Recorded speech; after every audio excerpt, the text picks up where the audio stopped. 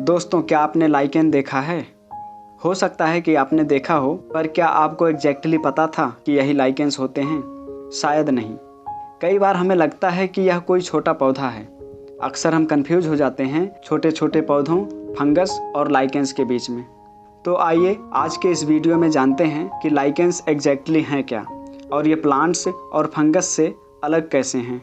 अपने सारे कन्फ्यूजन ख़त्म करने के लिए वीडियो के अंत तक बने रहिए। तो चलिए शुरू करते हैं। लाइकेन्स ऐसे जीव हैं जो दो अलग अलग जीवों, फंगस और एल्गा या साइनोबैक्टीरिया के सिम्बायोटिक एसोसिएशन से बने होते हैं।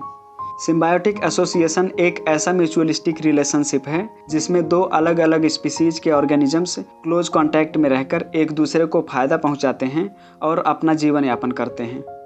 लाइकेन्स में जो डोमिनेंट पार्टनर होता है वो है फंगस या फंजाई।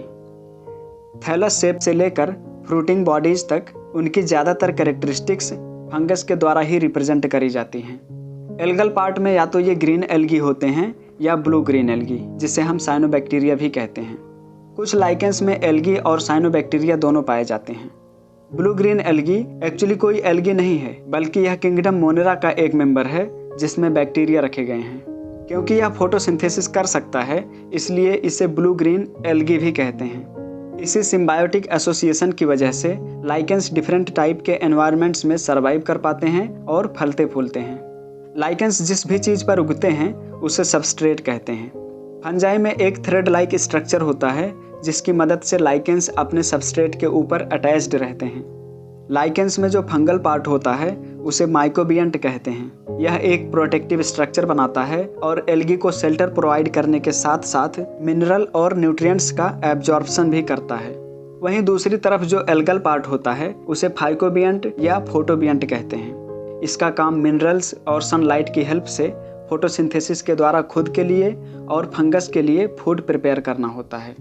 इनके हैबिटेट की बात करें तो लाइकेन्स ज़्यादातर ऐसी जगहों पर पाए जाते हैं जहां थोड़ा मॉइस्चर या ह्यूमिडिटी होती है, जैसे बैरन रॉक्स, गीली मिट्टी, छत, दीवार, लकड़ी और बड़े पेड़ों की छाल।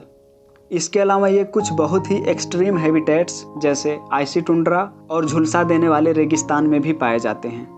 ये ऑरेंज, रेड, येलो, ग्रीन और ग्रे कलर्स के हो सकते हैं। ये धरती के लगभग हर क्षेत्र में पाए जाते हैं और ये हमारे प्लेनेट के लगभग 6 से 8% लैंड सरफेस को कवर करते हैं। भारत में ये वेस्टर्न घाट के हरे भरे जंगलों, हिमालयन रीजन्स और राजस्थान के काफ़ी गर्म रेगिस्तान में भी पाए जाते हैं। लाइकेन्स की लगभग 20,000 प्रजातियां खोजी जा चुकी हैं और न जाने कितना अभी खोजना बाकी है। ग्रोथ के आधार पर लाइकेन्स को मुख्य रूप से 3 कैटेगरी में क्लासिफाई किया जाता है: क्रस्टोज, फोलियोज और फ्रूटिकोज। क्रस्टोज लाइकेन्स दिखने में फ्लैट होते हैं और अपने सबस्ट्रेट के साथ टाइटली अटैच्ड होते हैं, जबकि फोलियोज में लीफ लाइक स्ट्रक्चर पाया जाता है जो दिखने में किसी प्लांट के पत्तियों जैसा लग सकता है, बट यह कोई पत्ती नहीं होती है। और फ्रूटिकोज लाइकेन्स काफ़ी कॉम्प्लेक्स होते हैं। ये ब्रांचिंग स्ट्रक्चर्स के साथ ऊपर की तरफ ग्रो करते हैं। लाइकेन्स हमारी धरती पर क्यों ज़रूरी हैं? ये ऑर्गेनिजम्स हमारे इकोसिस्टम में एक महत्वपूर्ण भूमिका निभाते हैं। ये पत्थरों को ब्रेक करके उनमें से न्यूट्रिएंट्स को रिलीज कराते हैं और सॉइल फॉर्मेशन में एक क्रूशियल रोल प्ले करते हैं। लाइकेन्स एयर क्वालिटी को चेक करने के लिए एक इंडिकेटर की तरह काम करते हैं। यह पॉल्यूशन के प्रति काफ़ी सेंसिटिव होते हैं और एनवायरनमेंट में होने वाले चेंज को मॉनिटर करने में हमारी मदद करते हैं। हमारी लाइफ में इनका इकोनॉमिकल इम्पोर्टेंस भी है। पूरे इतिहास से लेकर आज तक अलग अलग संस्कृतियों द्वारा डाई, परफ्यूम्स और ट्रेडिशनल मेडिसिन्स बनाने में इनका उपयोग किया जाता रहा है।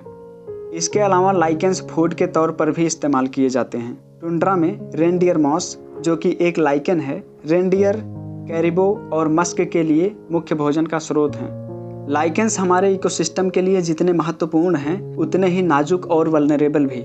हैबिटेट लॉस, एयर पोल्यूशन और क्लाइमेट चेंज जैसी घटनाएं इनके सर्वाइवल के लिए खतरा हैं और इन पर काफ़ी निगेटिव प्रभाव डाल सकते हैं। इसलिए प्राकृतिक संसार के इन गुमनाम हीरोज की रक्षा के लिए संरक्षण प्रयास बहुत जरूरी हैं।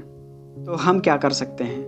प्रदूषण को कम करने और नेचुरल हैबिटेट को संरक्षित करने के साथ साथ लाइकेन के महत्व के बारे में जागरूकता फैलाने जैसी सरल चीज़ें उनके सर्वाइवल पर अच्छा असर डाल सकती है।